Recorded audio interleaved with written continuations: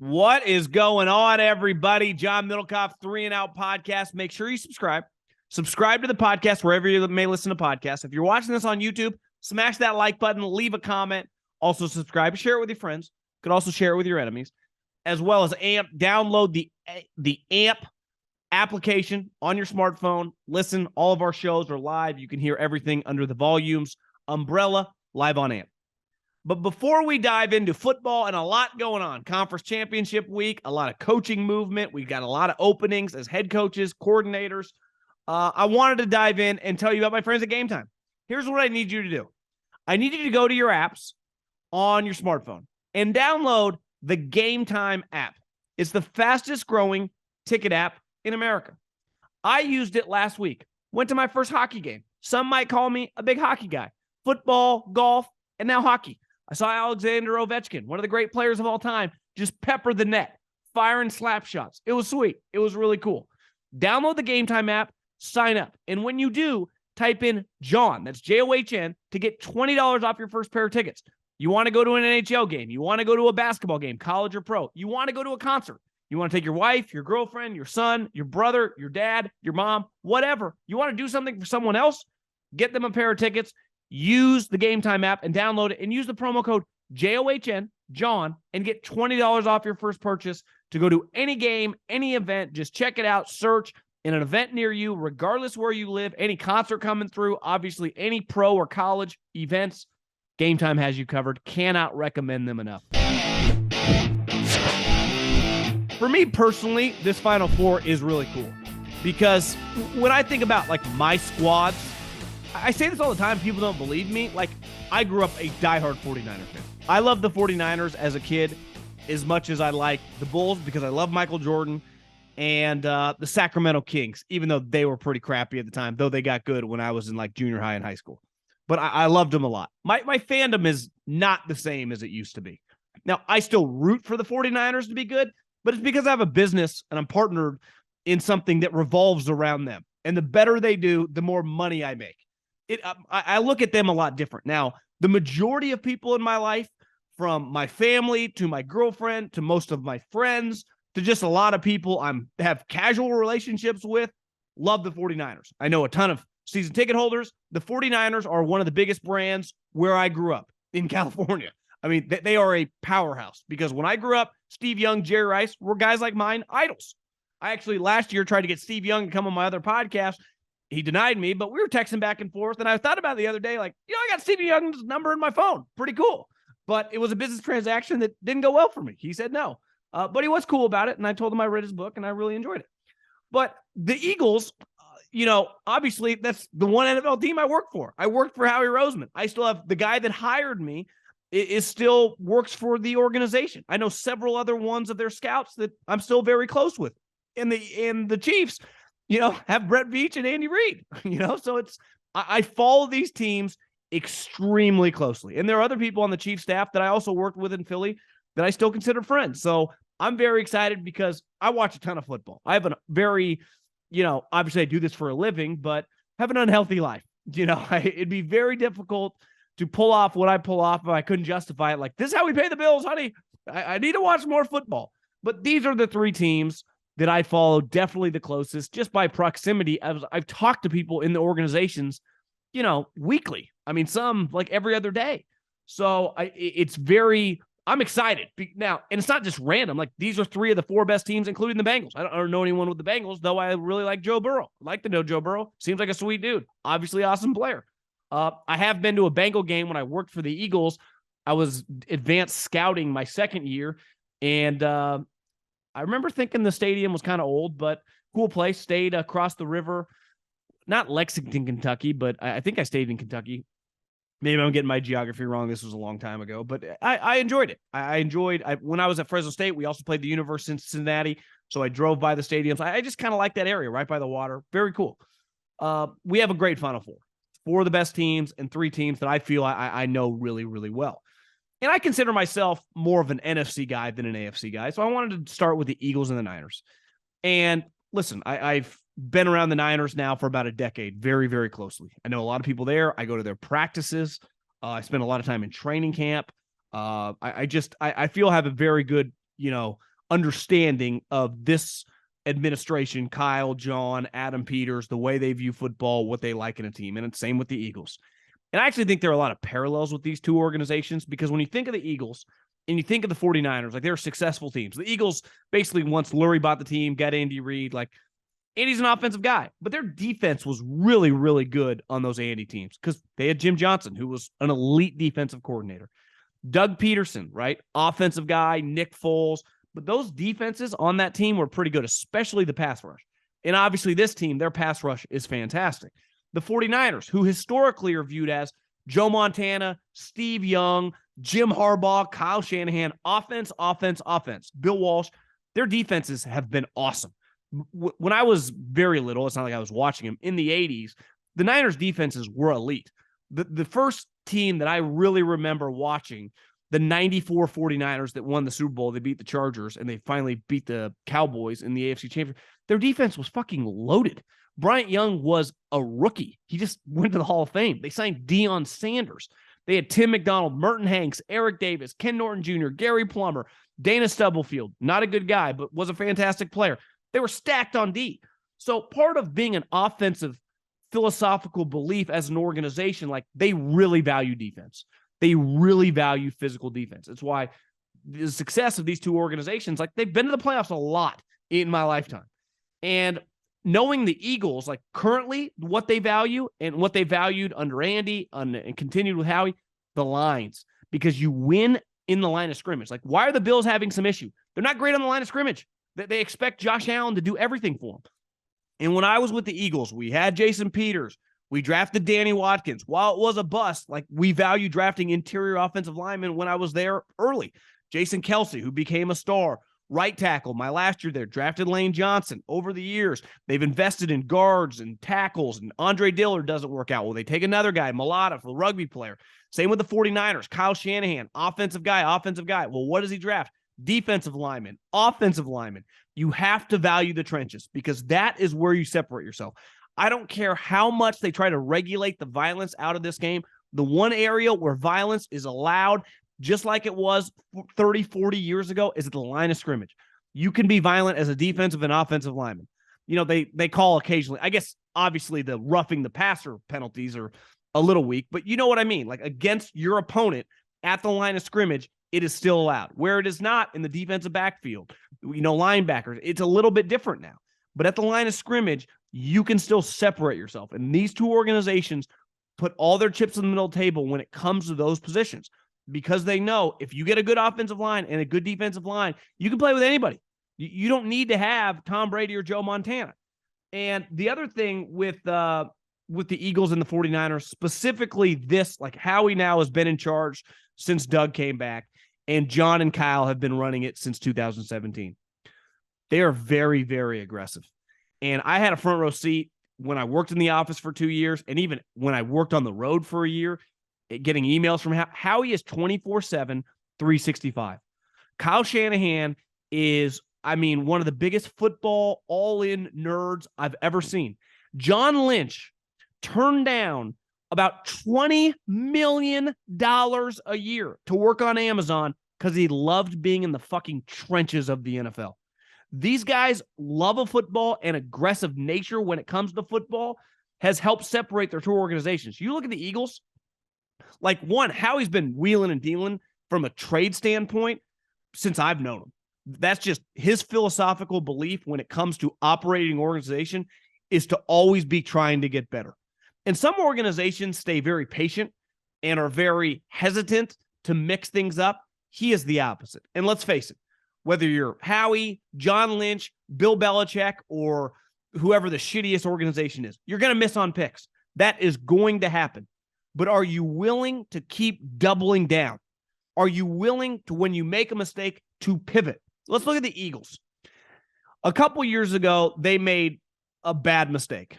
They drafted Jalen Reagor over Justin Jefferson.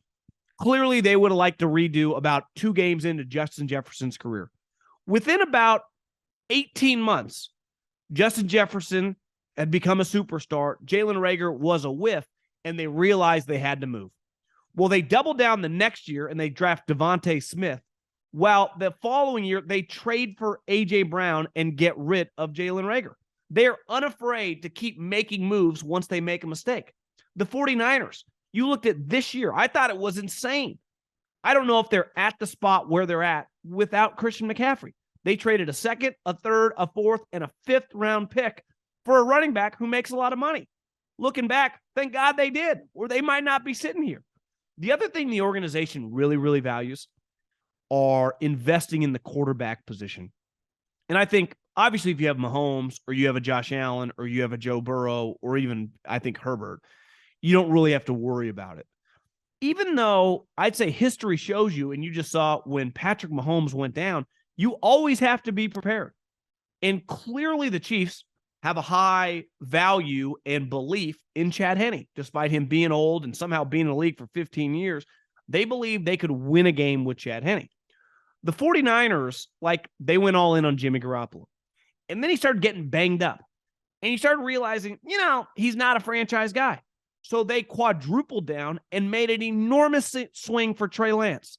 Now, I would say it's only based on 2 years. I think it's fair to assume it's probably not going to work out in San Francisco. Well, what did they do the following year?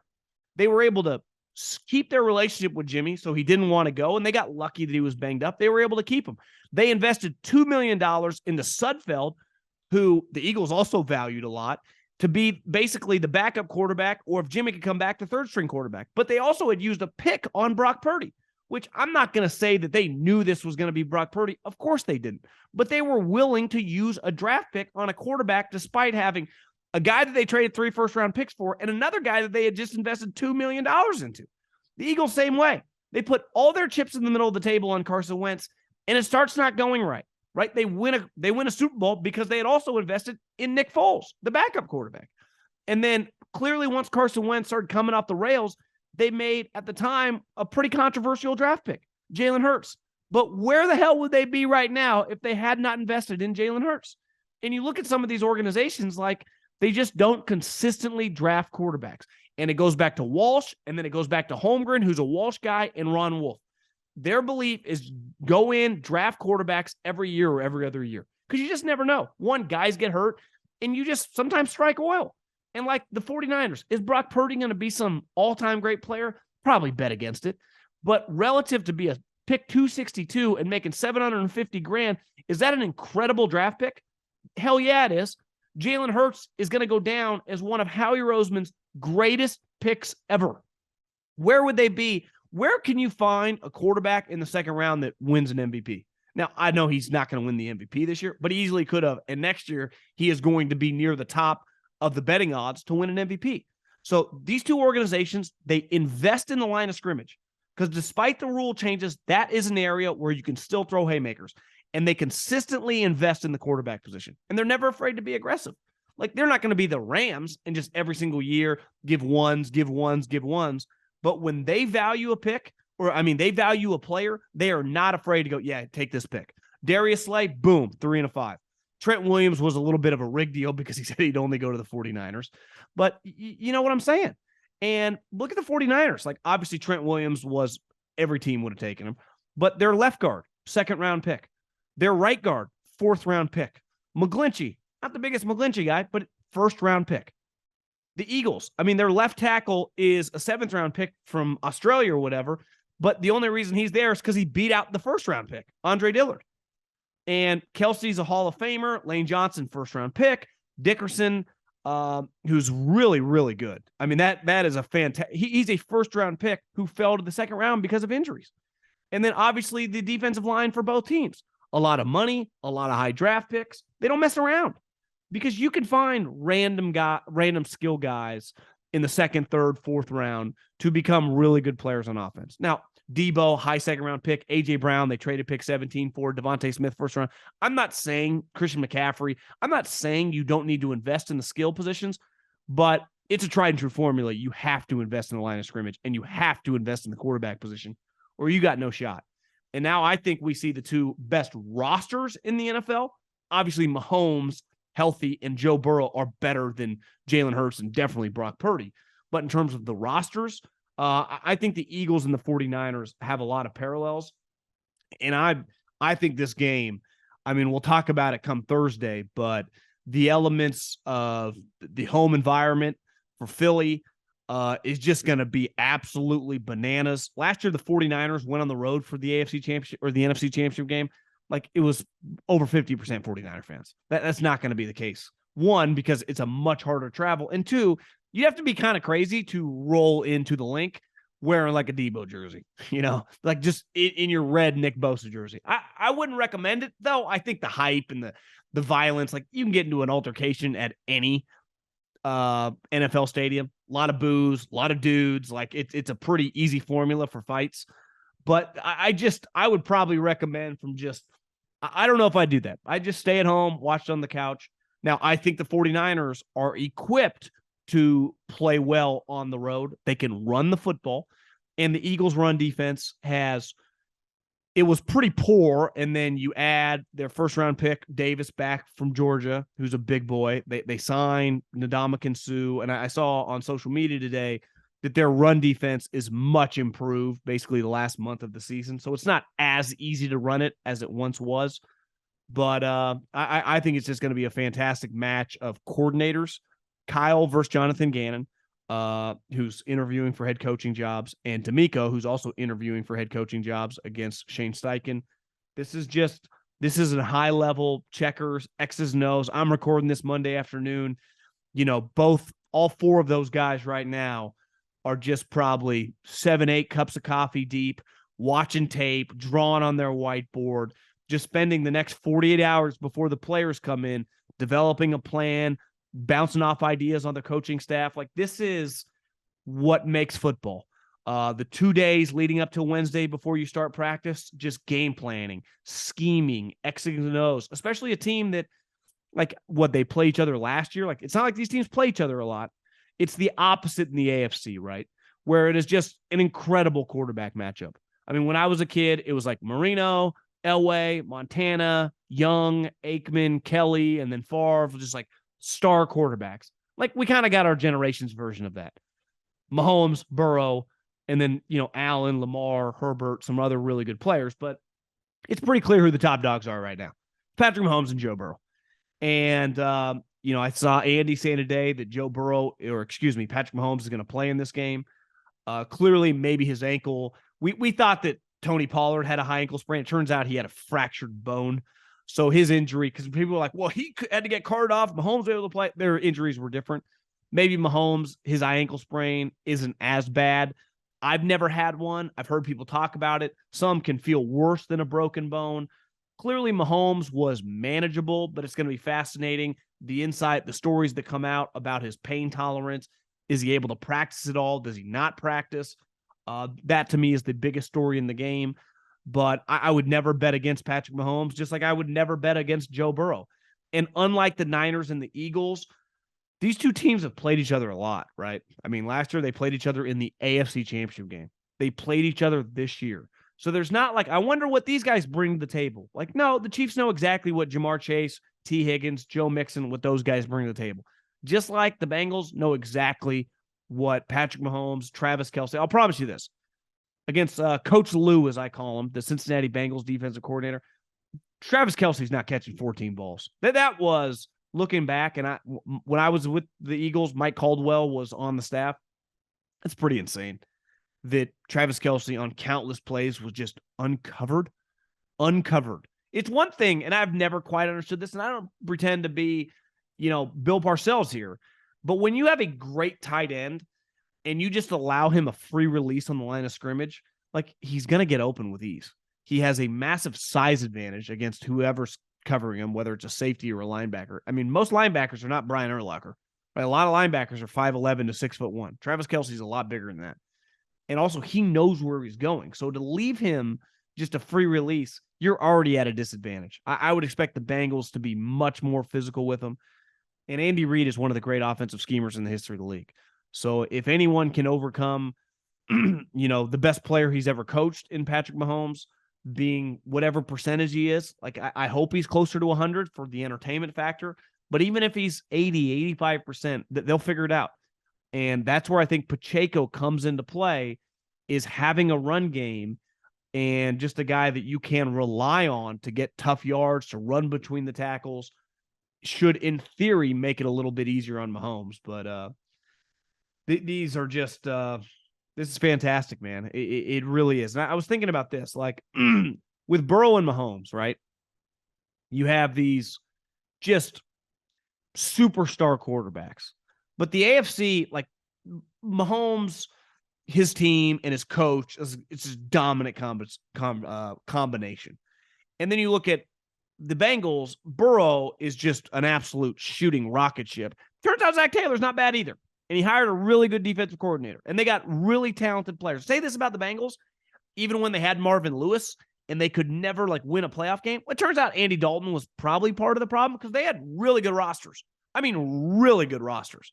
They had star skill guys. Their defense was really good. Their defensive front was awesome. People forget those Marvin Lewis's teams on paper and in the regular season were a mother to deal with.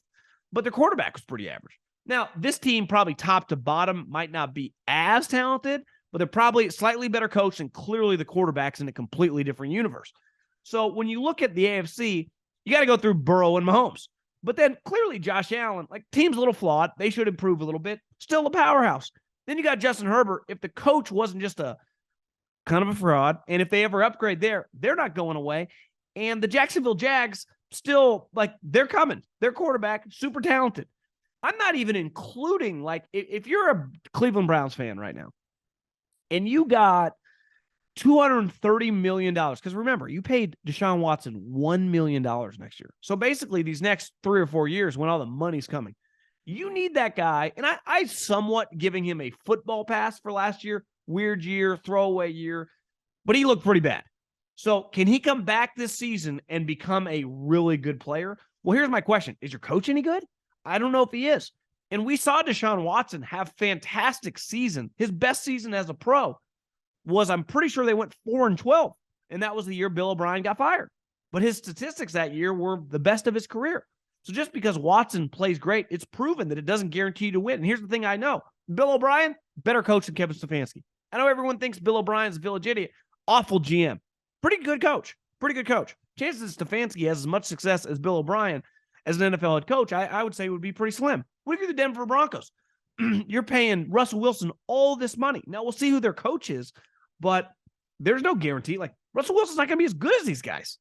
All the guys that I listed at the top, Burrow, Mahomes, Allen, Herbert, Lamar, Lawrence. Like, if you're the Broncos, you're at a huge disadvantage. So you better get the coaching situation right, because you're overpaying this quarterback who more than likely is never going to be 90% of what he once was. I mean, last year was like 50% of what he once was. So you have such an uphill battle. Think about like the Jets and the Dolphins. We don't even know what their quarterback is. Tua can't stay on the field. The Jets do not have one. The Patriots have Mac freaking Jones. The Raiders are sitting there in no man's land. So all these teams, the disadvantage you're at in the AFC is so much different than the NFC. It's why I've spent a lot of the last like 24 hours thinking about Dak Prescott and Kirk Cousins, because I do think they make too much money relative to winning a Super Bowl. You are not winning a Super Bowl if Kirk Cousins and Dak Prescott are making 20% of your salary cap. It is not happening. They are simply not good enough, because you can't win the second round of the playoffs. You might be able to win a playoff game, and they have. Cousins won a playoff game. Dak's won a playoff game. But you're not beating good teams. And eventually, when you get to the divisional round, you're going to have to play a team that is every bit your equal, if not better. And those guys are not good enough to win those games. I'm sorry. They're just not. But ultimately, like, winning 12, 13, 11 games every year and being in the playoffs, that's worth something. And luckily, because you're in the NFC, not the AFC, if Dak Prescott and Kirk Cousins were in the AFC, they would not be guaranteed to make the playoffs. They just wouldn't. And they definitely wouldn't be guaranteed to win a playoff game. But in the NFC, I mean, look who you're dealing with. Eagles, they got a really good thing going. The 49ers, they've established themselves. Damn good operation. Cowboys, like, I think they benefit a lot from the NFC. And when you pay a guy $40 million and, you know, more than often than not, he's going to be average and sometimes below, you're not going that far. But throughout the course of a season, Dak's going to be better than a lot of teams you play, and a lot of teams, especially in your conference. So, like the last 2 years, you get to 11, 12 wins, 13 wins. Then you just lose in the playoffs. And I think from a business standpoint, you might be okay with that. Like that is successful. A lot of teams would die for that. And look at the teams that, ultimately are kind of in your level right now. The Vikings, Dak and him are the same, right? You look at the Seattle Seahawks. They got Geno Smith. I'll probably bet against Geno having another year like he did. Jared Goff, solid little bridge quarterback, had a good season, but we got to know what he is. What are the Giants going to do? Re-sign Daniel Jones? So those are the type of quarterbacks we're talking about. In the AFC, it's a completely different level at the high end. And I think you just have to look at it like, if you're a Vikings fan or you're a Cowboy fan, you're going to just have to take pride in, we're going to be a really good regular season team. If things go right, maybe we host a playoff game. More than likely, we'll just be a wild card team, and we'll be 1-0. Maybe win a playoff game, but we're never going to the conference championship game, and we're definitely never win a Super Bowl. And I think if you want to take a glass half full, you go, at least we're a competitive team. And we're not, the Texans or the Panthers or some of these just dog trash teams. We are a team that competes year in, year out. And if you want to take a glass half empty kind of look at it, just go, we're just never competing with the top dogs. We're never going to do that. We might compete with them in the individual game, but 90% of the time we're going to lose said game and we're going to go home.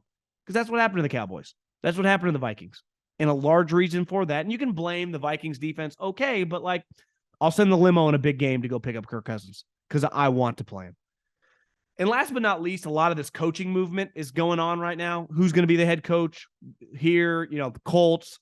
I'm telling you, Jeff Saturday is going to be the head coach of the Colts. The Panthers, the Texans, the Cardinals, the Broncos. We don't really feel like we have that much clarification anywhere. And the one big name, I think being patient sometimes in life, in business, in a lot of situations is the healthiest thing to do. I think it's very, very difficult. It would have been easy last year when all the stocks are just plummeting and you check your portfolio every single day and it goes down, down, down to sell. Well, this year I just checked my portfolio. It's up 20% year to date, in 3 weeks. And if I would have been 28 years old in the situation in 2022, I would have sold everything. But I've learned through my mistakes. And I realized sometimes you just got to take a deep breath, right? Patience in relationships, patience when you're negotiating a contract. Patience is very healthy. And the older you get, and listen, I'm a very impatient human being. I would say most people I know are pretty impatient. It's a natural kind of, I think the way the majority of us are wired. Maybe I'm wrong. Definitely the majority of people in my life. And Sean Payton, I know he's interviewing a lot of people, but to me, it makes a lot of sense just to be patient. What's the rush? Why would you take any of these jobs? The Panther job, the Colts job, the Cardinal job, the Denver job. Wouldn't touch any of them. And it's also very easy to be patient when you're really rich, right? It's hard to be patient when you need the money, when you're negotiating a contract, when you're trying to sell a house, whatever, and you need the cash. But when you have unlimited amount of money, and that's kind of what Sean Payton has, he's very, very wealthy because of the amount of money he made. Sean Payton was making $15+ million a year coaching the Saints for a long period of time. He was one of, if not the highest paid coach, right behind Belichick for, I would say, a large percentage of the 2010s. So Sean Payton, money is not the driving force why he wants to get back in the league. He wants to get back in the league because he's a crazy football coach and he loves coaching football. He loves being around the guys. He likes scheming. He likes calling plays. That's what he does.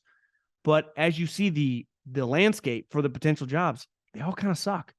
And even if they don't quote unquote suck, they're kind of long-term projects. So to me, Sean Payton, when you look at the landscape of the following year, 23 and 24, think of some guys that are on the hot seat. Brandon Staley, complete hot seat. He gets bounced in the first round again. Adios. I think Sean McDermott after yesterday is I would say the Bills minimum have to make the AFC Championship game and probably have to win, the AFC next year for his job to be 100% safe. I kind of feel he's in that Tony Dungy kind of spot right now where there is pressure on him to get this team over the top. And they regressed a little bit. And part of the regression was their offense didn't quite look the same. And their star quarterback, it felt like, now he might have been banged up and he said he, definitely was, but just didn't look like the same human. So I think when you look at the Chargers and the Bills, would you want to coach Herbert or Josh Allen? Or would you rather take your chance with negative Nancy down here in the desert, Kyler Murray, who makes an ungodly amount of money? Or would you rather go to the Colts, where their owner is an absolute lunatic? Or would you rather go to the Carolina Panthers, where their owner has an unlimited amount of money, but they have absolutely no options at quarterback? I would take a deep breath. I would practice patience here, and it really starting to feel like Sean Payton, like, probably take this cycle off, keep interviewing, keep just kind of getting a feel for everyone, keep taking your own notes, so when you get back in the league, you know how they're wired, and then come back next year. Because here's another team, the Dallas Cowboys. Mike McCarthy's not going to get fired this year, and he shouldn't. But you're going to get to the point like, well, what's going to happen next year? Let's say Dan Quinn takes one of these jobs where it feels like ultimately he's going to get one of them, the Denver Broncos. And what if the Cowboys defense is not nearly as good next year as it was this year, which is extremely possible? Remember, the first year McCarthy got there, he hired Mike Nolan. Dan Quinn somewhat fell in his lap, and turns out Dan Quinn is a stud. I give Dan Quinn a lot of credit. Most coaches, once they get fired and they become really rich, kind of just do what they do. Their scheme is their scheme. Like Rex Ryan refused to change. Dan Quinn went in the lab, and you heard it on the broadcast. Kyle's like, yeah, it actually doesn't really matter that I used to work for him and saw his defense every day in practice. He doesn't run that defense anymore. He completely changed. It'd be like an off-speed pitcher adding a fastball. Like, damn, this guy used to just throw cutters and curveballs, and now he's throwing 98. Like, when you can add pitches to your arsenal, like Dan Quinn to me is a legitimate candidate in this cycle. I would say I would feel more comfortable hiring Dan Quinn than I would a lot of these coordinators. And some of these coordinators might turn out to be really good coaches, but the majority of young coordinators do not become Sean McVay and Kyle Shanahan. Most of them fail. So I think Dan Quinn's going to get a job. But I think you're looking at Sean Payton rolling it back, and then next year, the pressure on Sean McDermott, on Brandon Staley, on Mike McCarthy to, like, make noise in the playoffs. And when I say noise, like, I'm talking the Final Four and beyond. I think some of the jobs there was just some really, really good quarterbacks. I'm not including Dak in the level of Josh Allen and Justin Herbert in terms of talents, type that Sean Payton would want to coach. But the Cowboy job is pretty intriguing just because it's the Dallas Cowboys. So if Sean Payton asked me for my advice and what about these open jobs, I would say, man, I'd take a deep breath. I'd keep enjoying Manhattan Beach, playing some golf in Newport, head down to the desert, and just take a deep breath and live to see 2023, because I think there are going to be some fantastic potential job openings.